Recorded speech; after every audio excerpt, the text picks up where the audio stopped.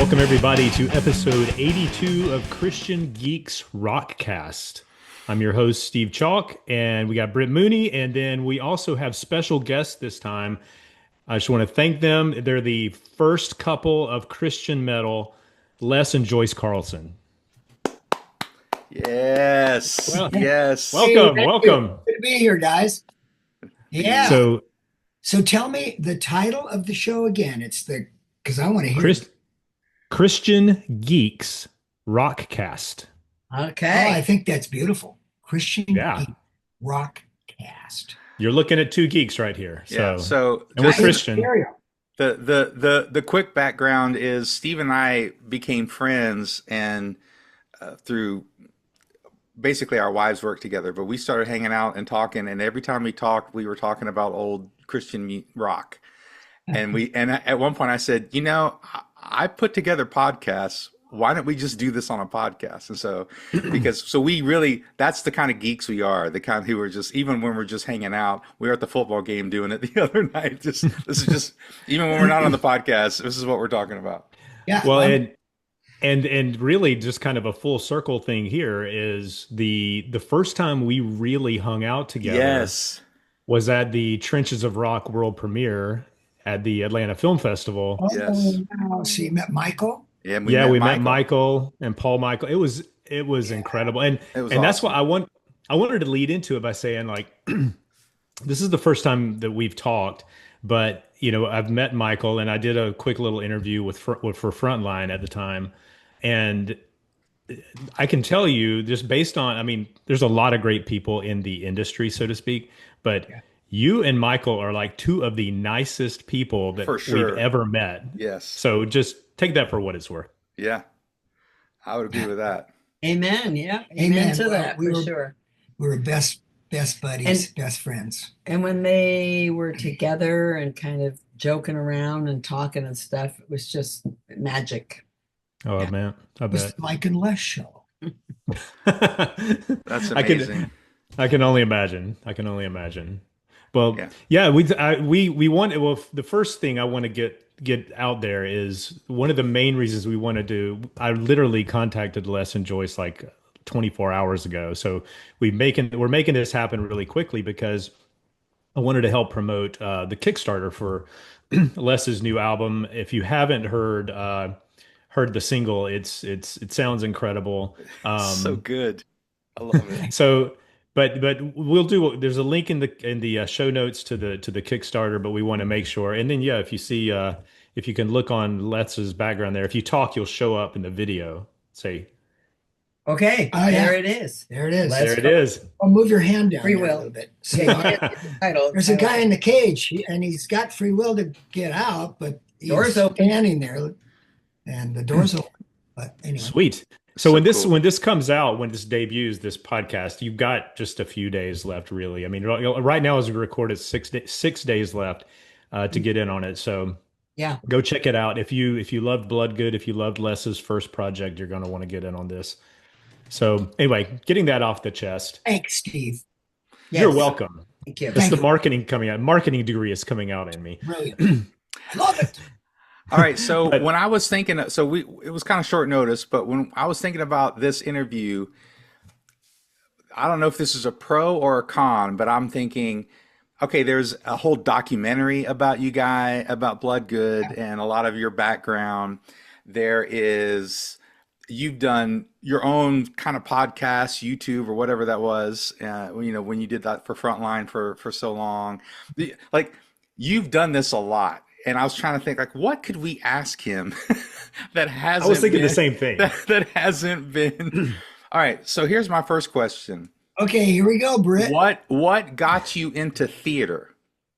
Oh, that's a good one. Ooh. Oh, well, An audition. I auditioned. And they said yes. It was back in 1970, I think. And this Broadway musical Hair came to Seattle. And I was in bands and had been in bands, but I really needed to take a shot at making some money. And I thought, you know what? If you don't go, you never got a chance of making it. So I went down to Seattle and there was a line of people. I mean, there must have been 1,000 people in line, weirdos too, with long hair and stuff. And it was out the door and around the corner and everything. And I actually thought, I don't know. I don't know if I'm even going to do this. It's just like there's so many people here. And I thought, well, if I don't, I won't have a chance. So Yeah. I went, I auditioned. I made the first audition. They asked me back. I made the second audition. Anyway, I got in. Yeah. And I'm sure Joyce has a Sweet. similar story, but it was like, wow, they only picked 30 people or whatever. Yeah. And Yeah. out of 1,000, and you're going, okay, you know. So I made it. And Yeah. Yeah. And I had the same thing, same experience in Boston, Massachusetts. Wow. yeah, she was in hair too. Yeah. Mhm. So that's where we met after the shows. We did Boston for 11 months, I think, and then at Seattle, and then the whole Seattle cast moved to Miami to do it there for a little while. And then when all the shows closed down, they put together 2 tours. One was a bus and truck that literally every day you were in a new college town doing the show, and they got on the bus and took off for another city. And then there was another cast that did fly dates, and they did a week at a time But we got the bus and truck. because we were hardy. We never got sick. Yes, they picked those people that Who's going to be on the bus and truck? Well, definitely Les and Joyce, because Yeah, they they got never missed the show. sawdust in there. That's Yeah. awesome. Circus folks, They're Jesus. Well, not yet. Not yet. No. Not yet. So before you got into theater, you were doing bands. You were into Oh, yeah. rock and roll. So Yeah. you were. It wasn't like you transitioned from theater to rock and roll. You kind of transitioned from rock and roll to theater to rock and roll. That's right. Okay. And back. And back and back, and then Back. and so Do you know about his Saint John in Exile DVD? The performance of Saint John in Exile? I've heard about it, but tell us yeah, more. I've heard about it. Well, So, I mean, while we're on the subject of acting, I want to Yeah. brag on my husband a little bit. Sure. This is an almost 90-minute monologue. One guy on stage, 2 acts, 90 minutes total. And he takes on the character of St. John on the island of Patmos and describes his experiences with Jesus, the revelation, his idea to write a gospel. I mean, it's crazy. Dean Jones did it in the 70s. Yeah. But it took him months and months and months to learn all the dialogue and the blocking and everything. But it's available on DVD, and he's brilliant. And it's one of the Kickstarter rewards. There you go. Oh, Nice. she ties it in. Get it? Nice segue there. Get it. So talk about how you guys met, and then now that she's gone. So talk about how you guys met, and you guys were married before you got saved, right?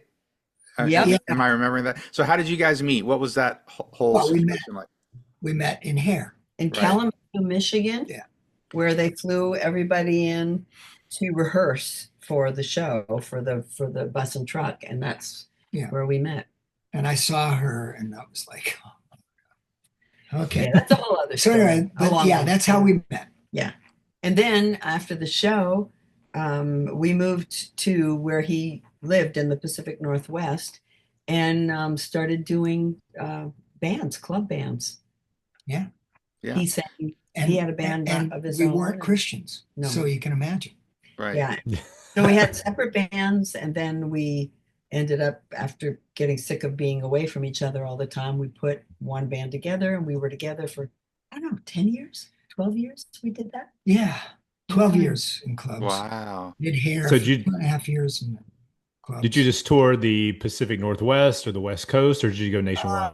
Mostly the Pacific Northwest, but we went as far as Wyoming and down south Montana, we went yeah. down to California. Oh, we did 2 months in Guam. Yeah. Wow. Hotel there, Yes. and then we and also I ate vanilla ice cream. vanilla. Vanilla. Mm. You went But vanilla? Yes, we also I went to loved it. Italy. Remember, Oh yes. we did. TV in Italy. Yeah, because we had a couple of recordings, albums, 2 albums that we did, and then an EP as the two of us. Yes, Carlsen. we have the longest kiss on Italian TV. Wow. Wow. It was, Is that record still yours or oh, has? we don't know. It's been so long. A But lot of if people. you gave her a peck on the cheek, you would have the longest kiss in Christian Geeks Rockcast history. So No, we're not going to do that. You know, we won't. Well, well, that was there that one time with you and me, Steve. I mean, I'm hey, kidding. whoa, I'm whoa, just, whoa, I whoa, mean, whoa, Oh, whoa, whoa, but whoa, look, it says more we than once, greet your brother with a holy kiss. Okay, I mean, Okay. okay. you know, Yeah, that's biblical. And it's biblical. we do promote a 6-second kiss as Ooh, opposed to just a whoa. Ooh, peck. See you later, okay. babe. I'm going to this. A 6-second kiss with maybe a nice embrace. That's It's our marriage advice. really Yes. good for your marriage Yeah. and for your health. Yep. that's Yeah. good. I've actually heard that before. Where have I heard Yeah. that? I'll Maybe I play heard it the from you. I'll play this back for Becca later. Okay. So, so I know I'm dominating a little here. I'll shut up in a second. But the so your interest in heavy metal, was that even before theater, or because if it's like 10 years you guys were doing bands and theater, like before you got to Bloodgood, like heavy metal wasn't even a thing probably in the beginning. And Well, so you, the closest thing to heavy metal was Les Carlsen 1971, which was it was a band called Joshua. It's not the mm-hmm. Joshua that you may have heard of from Oh, LA, okay.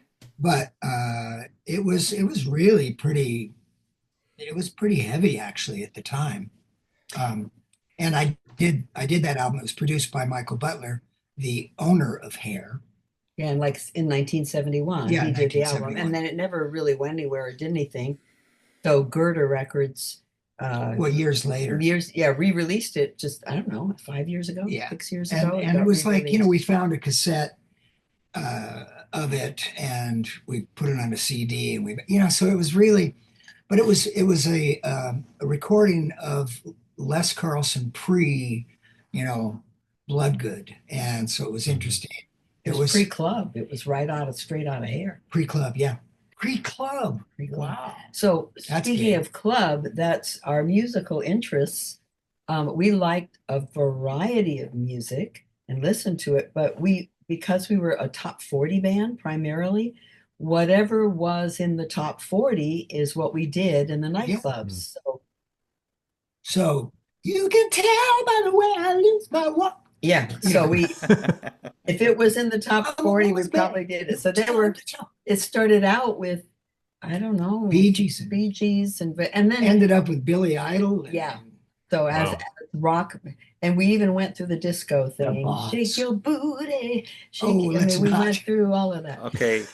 Can I What we request? did some dance steps What? there. Yeah. Can I request that you guys do an album of Bee Gees covers? I would pay for that. I would pay for the vinyl. I would pay for the whole thing. The whole Okay, thing. maybe. Okay. Well, anyway, so that's Thanks.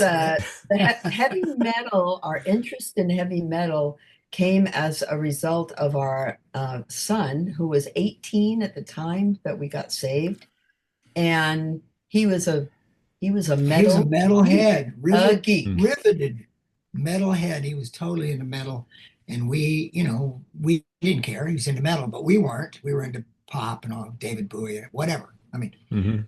but Jeff James was Gang. in who? James Gang. We did a lot of James Gang and French We Horn. did James Gang. Yeah, anyway, but I wasn't into metal at all.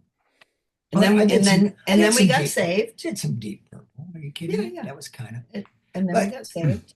When we got saved, then we saw his album collection for the first time. Even though we'd seen it many times, Hmm. our eyes were opened and we saw, oh my gosh, this is what is this? And there was a lot of just stuff that, Oh, it was unbelievable. I mean, I couldn't believe that it had never hit us before of how awful a lot of these graphics were that we were seeing. It was just, oh yeah, big I was blind, but now I see. yeah, yeah, truly eyes Little, open. little jabs, little gospel jabs. Boom, boom. So we said, hey, Jeff, you know what? Not in this house. Because as for me in the house, we certainly Yeah. I don't know if we were that strict. We didn't get religious right no, away. no, We're but we definitely asked him concerned. to take the albums away, and then he came back with, so what am I supposed to Okay. listen to? Easy now. Okay, no offense against But he said, what am I supposed to listen to now? Sandy Patty, Petra. And at that time, Petra was the hardest thing in Hmm. Christian. And for our son Jeff, who was into Well, he was a total, Black Metallica. Sabbath and He was totally so, you yeah, know, Petra's an awesome rock yeah, band yeah. We love and John even Schlitt. hard rock and metal and stuff. But Jeff, it was like that's where he was at.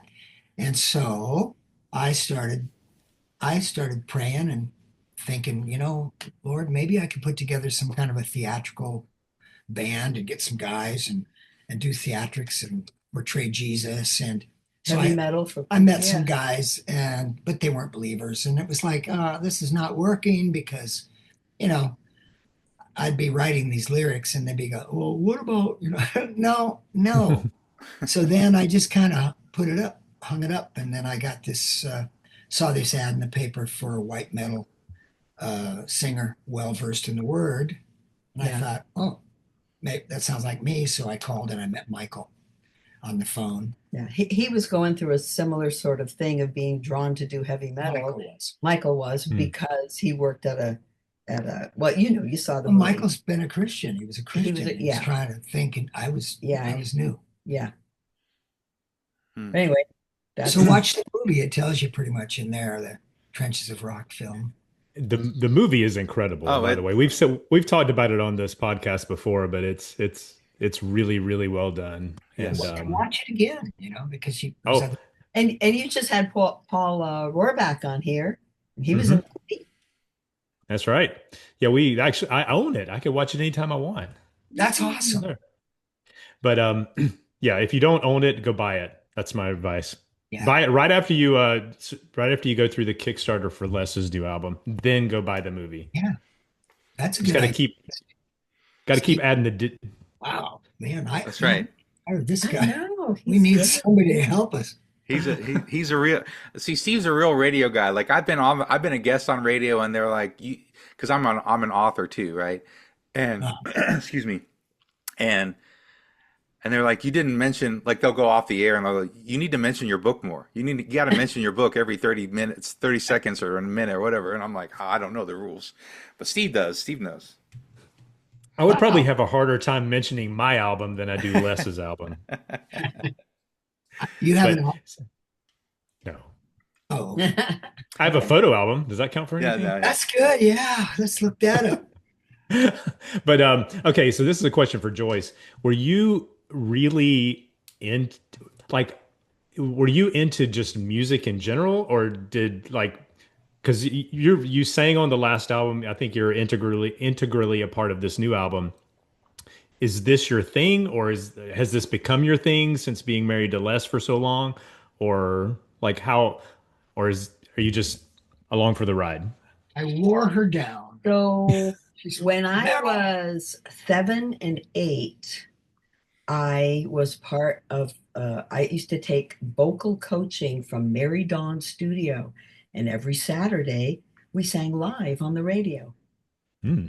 And I did school shows. And when we were in hair touring, I bought a 4-track Sony reel to reel Yeah, ginormous thing that we carried on the road with us. So, she's always been into it. yeah, I used to play Yeah. guitar. Yeah. That's really cool. So I know probably you would give anything to have Michael back again and have Bloodgood still together. But are you enjoying this? Where this is obviously targeted at you, Les, where you and Joyce are now sort of making music together again. I mean, does that? Yes, but here's the thing, life has to go on. I mean, Mhm. there's nothing we can do, nothing we can do about it. So the best thing is to move forward and continue to sing for the same reason that Michael and I got together in the first place, and that would be to glorify the King of Kings, Lord of Lords. And so it's really there. There's really no, I mean, if I'm not singing for Jesus, I'm not singing probably, you know. Mhm. And What so, when but it's great to have. I mean, yeah, this is when we we're fun. We know that we're cute. when we got Well, saved, she is. when we got saved, we were nightclub singers, and we'd worked together for years and years. over a decade, 10, 12 years. And then we got saved and we thought, wow, okay, so now we get to do this for Jesus. Now we're gonna, so we actually did a concert with our club band of all of like Christian songs that we started to write about our conversion, about our salvation, about, worshiping Jesus. And we thought that's where we were going, but God had a different plan. And so when Les and Michael got together and Bloodgood was birthed, uh, especially at that time, metal was not a female reign. We had to, girls Mhm. had to break the metal ceiling Hmm. because Mhm. it wasn't there except for a few, very few. I mean, Lita Ford, there was a couple of Lita Ford. Oh yeah, people back then, she was secular. certainly no Christian metal singers. And Mhm. yeah, so So this she long, wasn't invited, basically. Oh, Aw. wow. Yeah. You know, yeah, we even so now that it's over, it's like it's gone full circle, and we're back to we had this huge break, the Bloodgood break, and now we're back continuing where we were but at I want to then. add this. Okay. We actually she had done a demo tape with Craig Church, who plays with us on, he's in the band now with us. Mhm. And she had done a demo with Craig Church, and it was really excellent.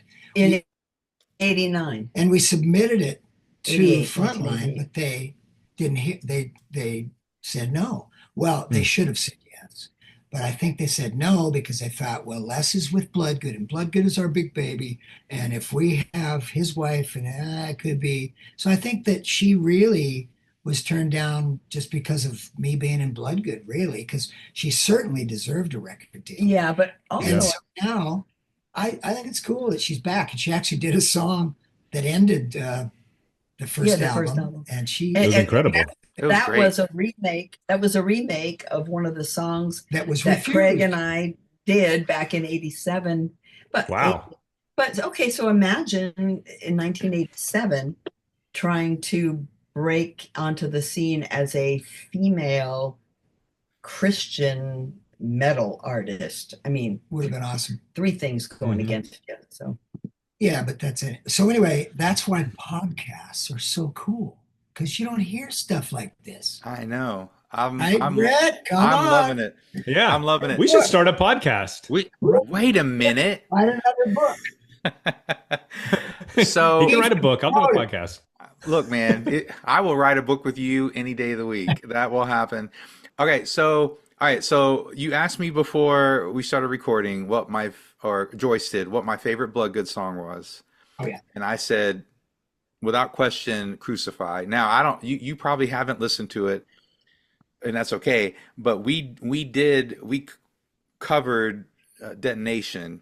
I don't know how long ago it was now, Steve, A but long but couple we years, 2 or 3 but years. we covered Detonation, and I basically just gushed about the whole album because it's a genius level album. I mean, that album is, I mean, all of those albums are great, but that one to me, even though I didn't learn every song, even though my brother and I didn't learn every song off of it, it's just such a pioneering, like a stamp of we're here, kicking the devil's face in sort of album.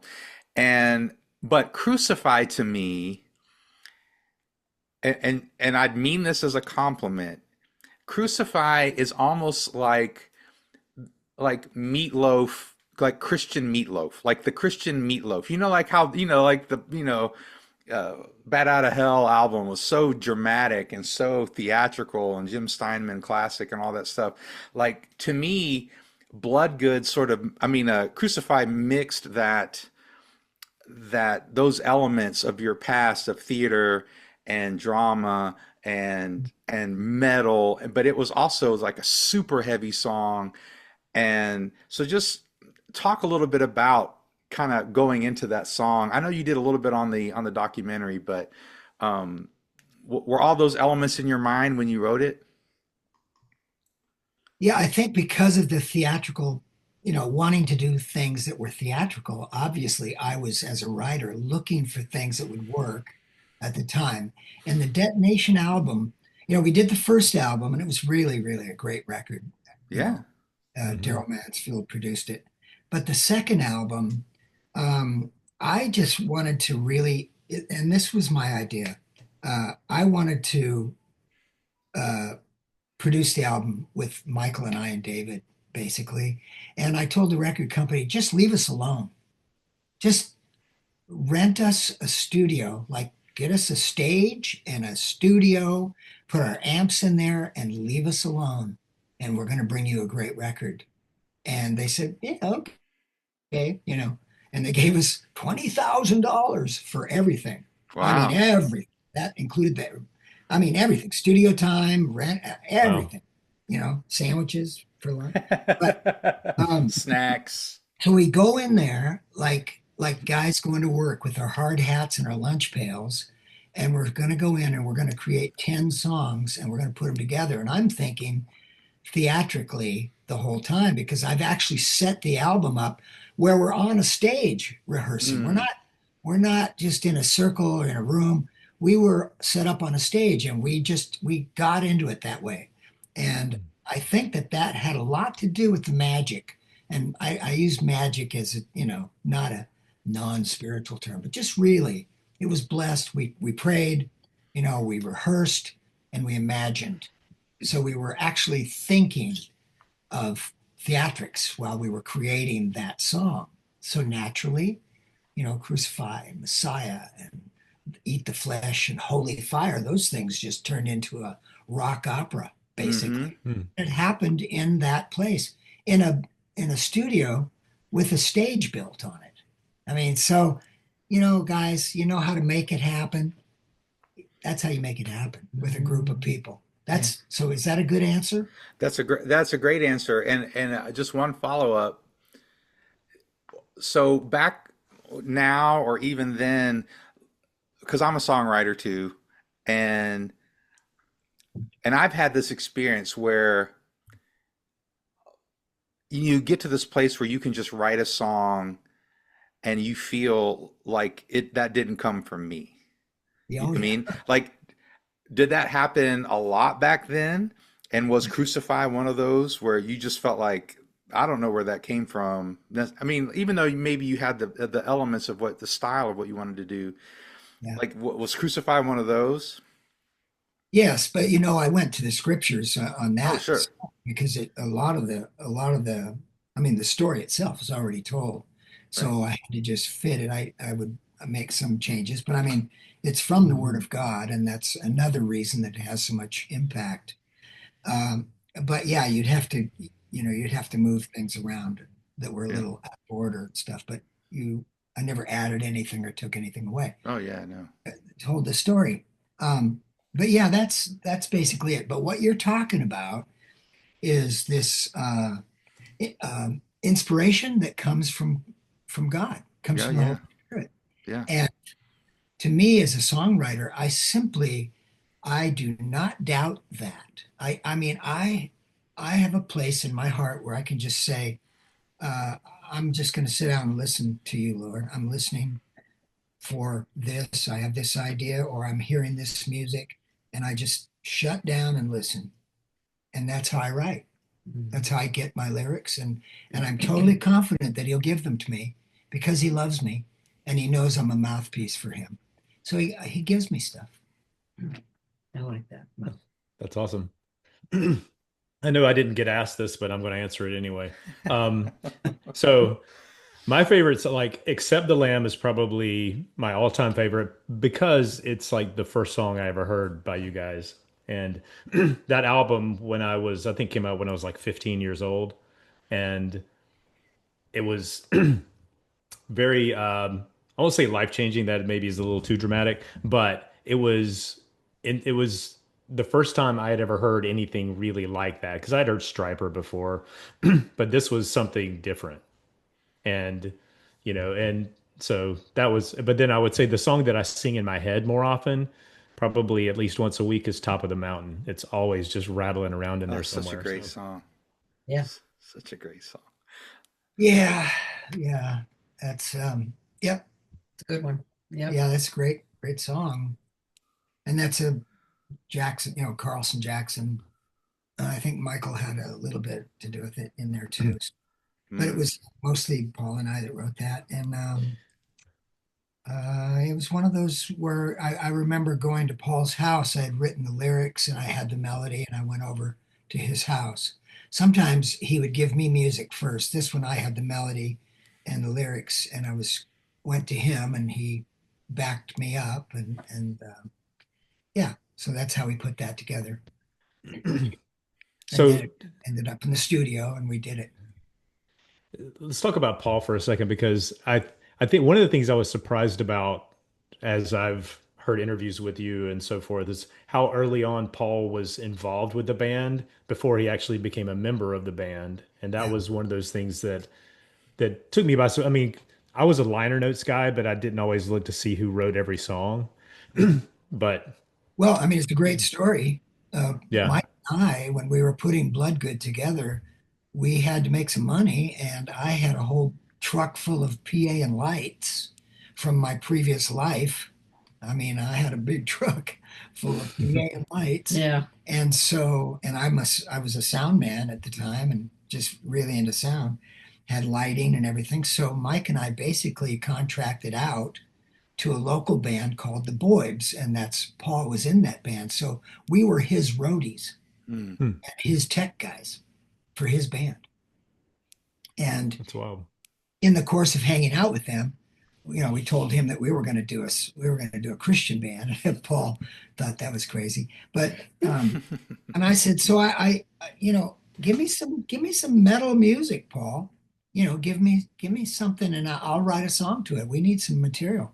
And he came up with Demon on the Run. Gave me uh, and just gave me the music, and then I just took it and did what I had just said to you guys. I just said, Lord, I got to have something here, and I wrote Demon on the Run. And I think we took it then to David, and I think he did the da da da da da da da da da. That's David, but Hmm. all the rest of it, was Paul and I. And Crucify was similar to that too.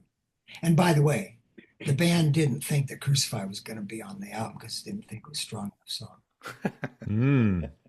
and they also didn't think Seven was going to be Yeah. strong enough. It didn't, and Oh I'm my like, gosh. I so love sorry. that song.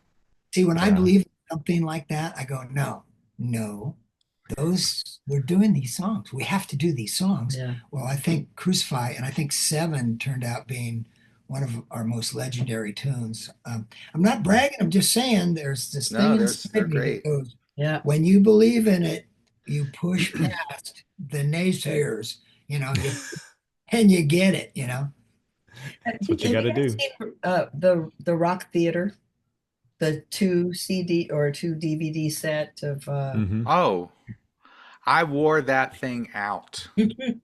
Oh no, man. It that was She killed herself in that. yeah. oh, Mm. that was I mean, and of course okay, so just so you know a little bit of my background along with this, I it's an odd thing to have that overlap of theater and heavy metal. Like a lot of metal guys would have probably thought theater was sissy kind of stuff, right? Whatever. And a lot of theater stuff would have thought, heavy metal was not their thing or whatever. But I was really into metal in high school, and I was in theater in high school. And so for me, that's that when you guys put that, and I was in high school, I think still, when you guys put those DVDs, the videos out, I mean, I was just, I was in heaven. I was like, this is the coolest thing that's ever happened. It was just the best. The thing that surprised me the most, Brett, is that the Christian industry didn't give that the time of day. I mean, it was like, Hmm. are you kidding me? It was like, Hmm. really? So yeah, but that's okay. It humbled us, and we still are. But it's funny because maybe it was too risky. I don't know, but I mean, who else was doing that? I mean, who else was doing that? And it really stands on its own even to this day. Yeah. It's too Hmm. bad that it's out of print, but it should be, maybe redone through AI. Yeah, No, AI but records. We Yeah. get asked about it all the time. I was just at Immortal Fest, and I had two people come up to me and say, "Hey, where can I get a copy of that other than go into eBay or whatever?" And to put it through when he says AI, to put it through I'm talking software about, yeah, that'll take out the Clean it up. noise, color correct it, stretch clean it it out, put up, it into a maybe modern. reformat it. Yeah, I mean, that would be just awesome. And we have all the footage. We have the raw footage from that we show. have the masters. It would Wow. be great to do, but it I costs money. wonder, I'm just going to put it out there. I wonder if, Girder and those guys, I mean, they put everything else out. I know they don't really do DVDs or stuff, but you Well, would think. I mean, it's possible, but it always gets down to, money. Yeah. We just Hmm. have not, we haven't sat down with the Bloodgoods and talked about, how that might happen, but it could happen. I mean, it's definitely a worthy piece of art So that could good. be revived for Hmm. sure. Yeah. And everybody was so brilliant that was involved in it. So, It It's was one of Yeah. so those things you cool. don't want it to go to like be lost to time, you know. yeah, Yeah, no, no, it yeah. would be nice to revive it. Absolutely. I agree. Yeah. All Yeah. right. So one of my questions that I had written down was because this was kind of after the documentary, and I know we've seen it happen, but from my perspective, a friend of mine who's into wrestling turned me on to Chris Jericho's podcast because Yeah. he was doing like Striper, he was doing comparison of Striper albums, Yeah. and he was talking about how, so he had a couple of episodes where he was talking about that they were into Christian music. And then the next thing I know, he's kind of connecting with you. So how did that kind of come about? How did you guys get connected? Um, well, Chris Jericho actually saw Bloodgood in Winnipeg when he was 16. And we were playing some roller rink there with no stage. So we're on the floor with the kids. They're all sitting on the floor, and we did a tremendous Bloodgood show. That was back in the early days. And then afterwards, Chris talked to Michael because Chris was playing bass, and he wanted to start a band, and he talked to Michael, and Michael was obviously just wonderful, like he always was with the fans. And so made a big impression on Chris. And then Chris was a fan, and he was a fan of a lot of the Christian metal bands. And years later, when Trenches came out, here's this guy that's got the DVD, and he makes a post, and I'm going, "Who is this guy? He's got like 4 million followers." I'd never heard of him. I didn't know who he was. And so then we hooked up. Michael and I did a phone call with him, and then we did a podcast with him. But it was really awesome. It Yeah. was kind of like, wow, because you know, Chris made the effort. Chris yeah, Chris reached did. out and made the effort to connect. As a matter of So fact, can I tell him about the couch picture? yeah, Of Oh, that's a okay. good. course. Yeah, because so he shows up on Instagram with the trenches, and then Les and Michael had been at a wedding or something, and there was this really ornate couch. It Um, was a reception it was a for reception, something, Michael's yeah. dad's funeral. Oh, It was a little bit worse than that, but yeah, okay. okay. But it So was a great picture of Michael and I on this on the really couch, cool but they were couch. sort of on an edge of the couch, and there was one so Chris had himself photoshopped sitting on the couch With us. with Les and Mike and sent the picture to them. So yeah, he kind of reached out like, "Hey, let's be friends." And then right around this time, just before COVID, I mean the weekend before COVID, Corn had just played in Fresno, and Fresno. Joyce and I went to see Corn because we met Brian Head Welch. And anyway, so I get this text from Chris. He says, "I'm going to be in Bakersfield tomorrow, Monday night, to see Kiss because I'm going to interview David Lee Roth, and I would like to meet you there. If Can you come and see me?" And I said, he said, "I'll get you in the show." I said, "Well, okay, yeah." And he says, "And by the way, does Brian Head Welch live there?" And I said, "Yeah, yeah." So I text Brian. I said, "Chris is coming to town. Can you set up a meeting for all of us to meet?" And And Brian said, yeah, let me get back to you. And so it's like this Italian restaurant somewhere in Bakersfield. You had a back room that was Yeah, private.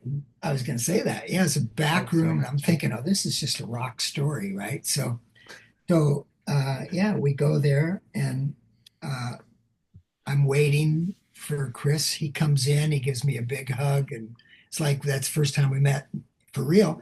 And then we go and sit down, and there's Brian Head Welch in the back, and the three of us are there, and Joyce is there.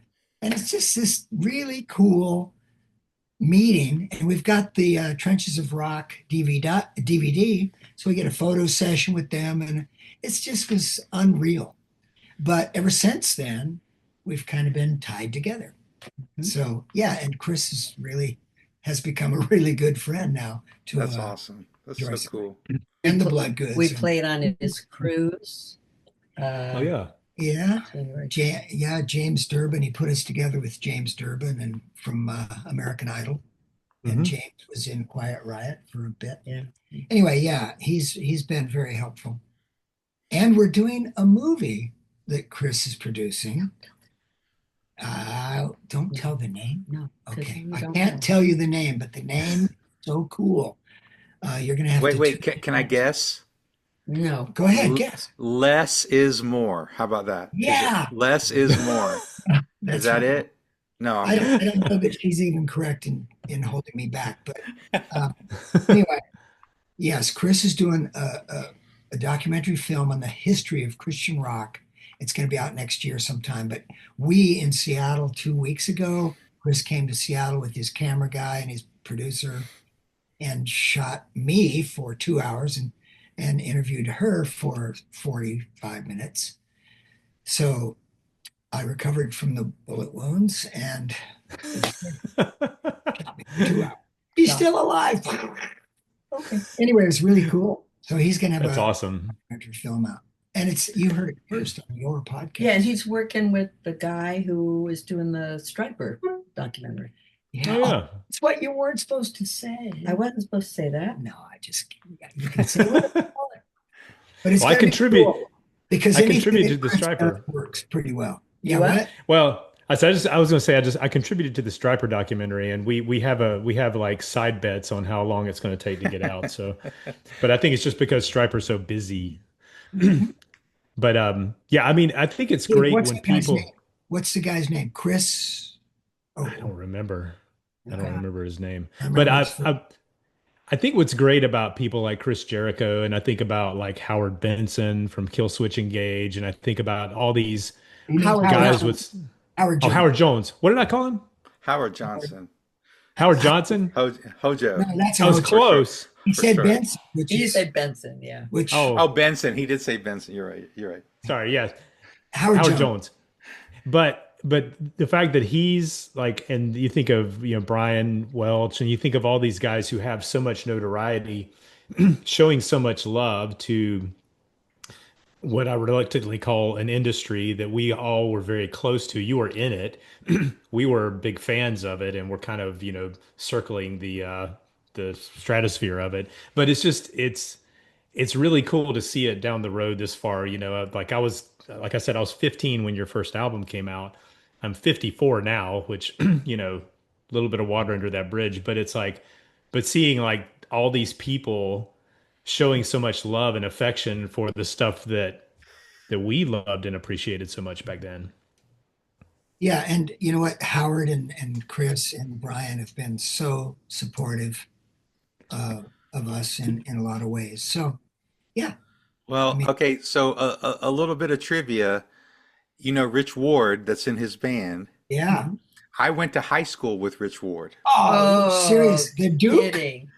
And so I was a freshman when he was a senior, so he had Oh, nothing to do with me. But we thought he was a guitar god in high he school. I is. mean, he was pulling out licks, Eddie Van Halen and all the things.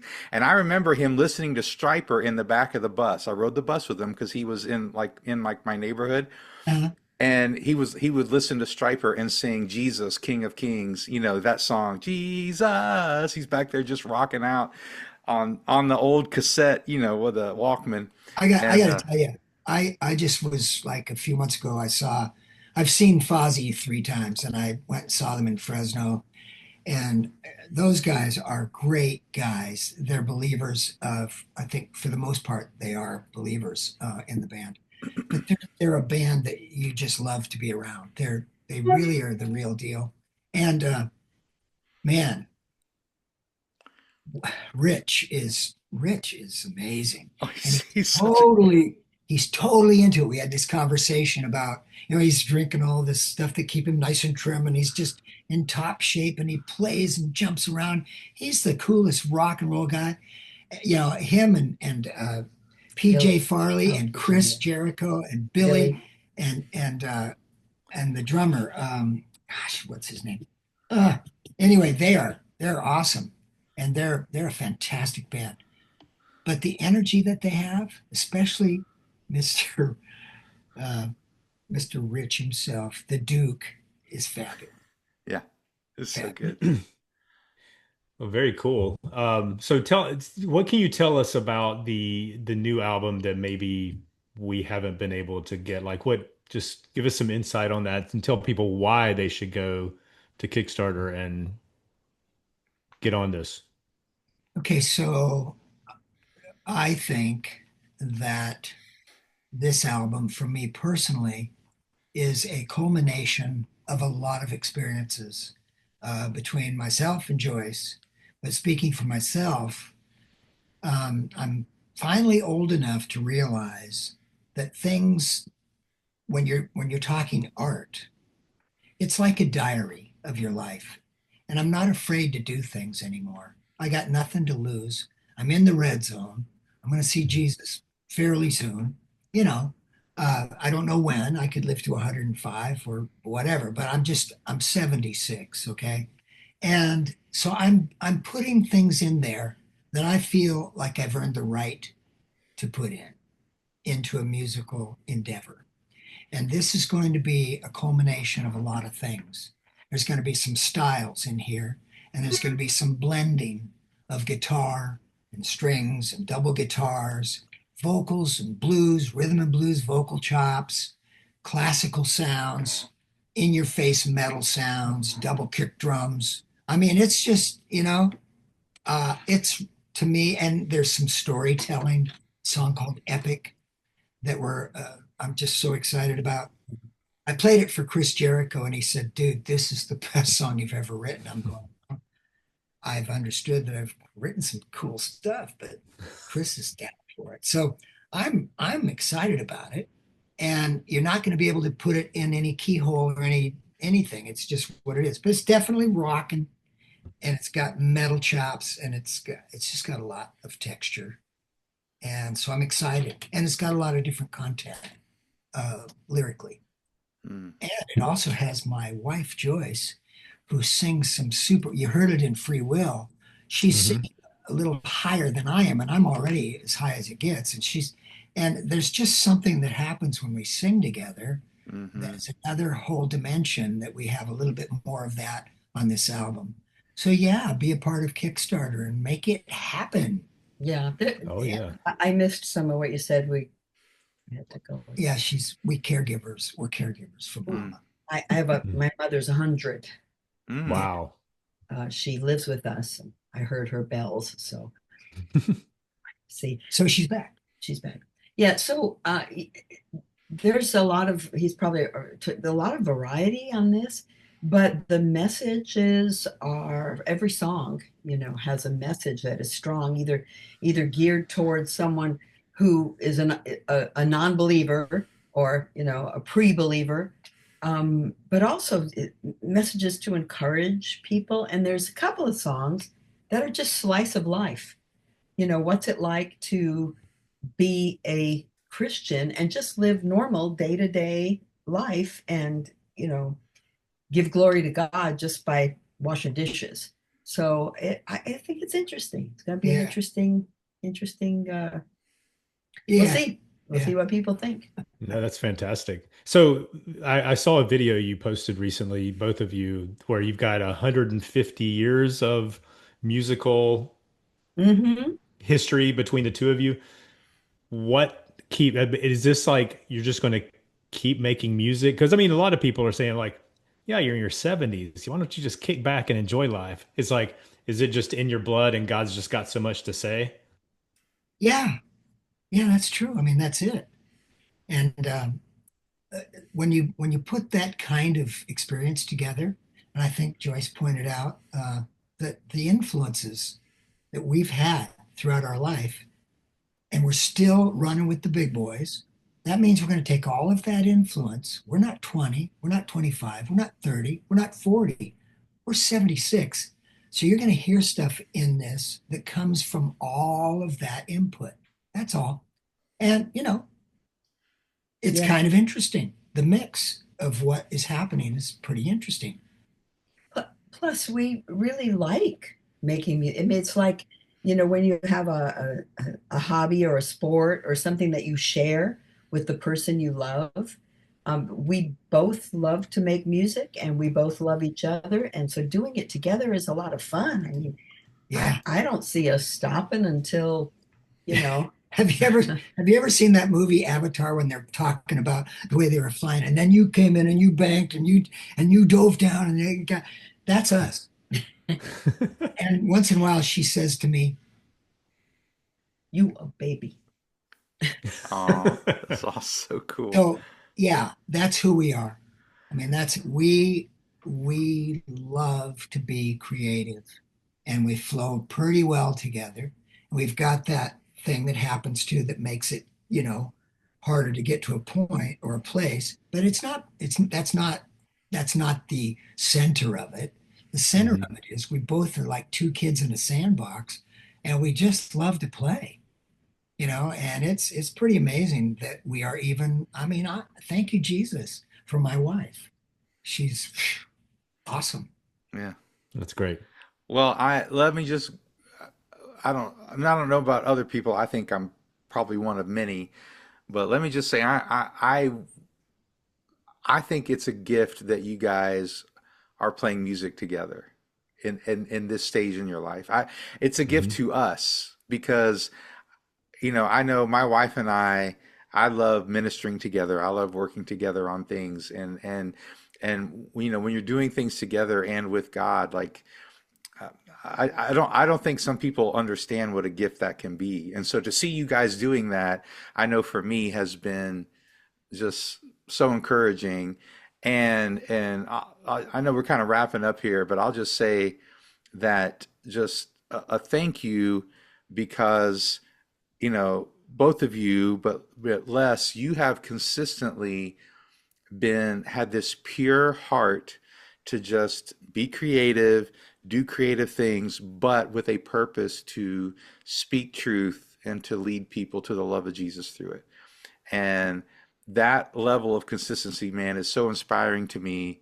I just hope if I can be like a quarter of as cool as you when I'm 76, I'll consider it a a win. Let's put it that way. Oh, thank you. That's humbling.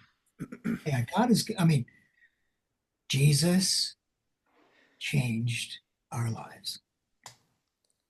I mean, we were born again. The old guys died and we were born again. It didn't take us a long time to figure that out. It was like getting knocked off your horse. And it was just an amazing transformation that took place. And so, obviously the credit goes to our Lord and the cross that he went to and the beating that he took and the death and the resurrection, that's amazing. Yep. Yeah. And as usual, the enemy always tries to get in there whenever I preach the gospel. But yeah, that's what happens. So yes, we're doing this together, but don't think for a moment that we don't have an enemy, an adversary, because we do, Yep. because we Mhm. speak the truth and we are powerful because of him and used in a mighty way because of him. And the enemy doesn't like it. So those that know what I'm talking about understand that and just support us through prayer and protection in that way in regard. As far as money, whatever. I'm not worried about that. It comes, it goes, it doesn't matter. Things get done. But in the spiritual realm, there is a battle. It's going on, and there's no doubt about it. It's for real. That's And right. Amen. it's not like a little skirmish. It is life and death. And Joyce and I are going to tour in Germany first of next year, and we're going to do maybe 10 days, just her and I, going to churches and going to various even nightclubs or clubs or whatever they're doing. But we're gonna preach the gospel, and so we're going to need some protection in the spiritual realm, Mhm. and so I would ask for that. And I would ask also for even greater creativity that we've already bringing to this album. I'm asking for more. I'm asking for the Lord to lavish blessings on this music, on the lyrics, the melodies, the guitar parts, the drums, bass, everything, so that people can be drawn to the living God. Amen. Amen. So good. That's awesome. Well, I think that about wraps it up from my standpoint. Do you have anything else, Britt, that you wanted to No, get? no, this was awesome. Yeah, thank you so much for both of you taking the time. Do you have something you guys want to And wrap Joyce, up on? Yeah, I was just going to say regarding free will that we're we're planning to release it mid-November. And as soon as the Kickstarter is over, I mean, we're already in the process, but as soon as it's over, we're going to dive in even deeper. But we'd appreciate feedback. We love it when people tell us creative things or constructive things about the music, what they like, and what one of the things that keeps Christian artists going, because it isn't money, it's testimonies. Mm, Hmm. It's people's lives, people's hearts being touched by the message in the music, or something that had impact in their life because of something that you've written. And so we like that kind of stuff. yeah. That's Hey, awesome. Well, hey thank guys, you. you're awesome. Yeah, we had fun. Really, really, really like. Can we do this again someday? Absolutely. yes. The answer is yes. When, Uh, yes. Next Thursday, what are you guys doing? Just Yeah, but yeah, absolutely. I mean, it's like we love you guys. We love both of you. Les, I've grown up with you. So from that standpoint, it's an honor to be able to have you on the show and to talk about your new project and also to talk about all the Bloodgood stuff that has kind of shaped who we are in a lot of ways. So thank you guys so much thank for you. jumping on at the last minute. Thank you for inviting us. Thank you. Lord bless September these guys. 11th is the end of the Kickstarter, so Yeah. everybody And hop on. and then and then the album we'll probably have a lot of people that listen to this episode long after that. So just get out there and check out the album. Free Will, Les Carlsen is probably if you listen in what November-ish on Yeah. it'll be out streaming and ready for your feedback. So Yeah. anyway, God bless you guys. Thank you so much for joining us and peace out. Peace out, Peace guys. out.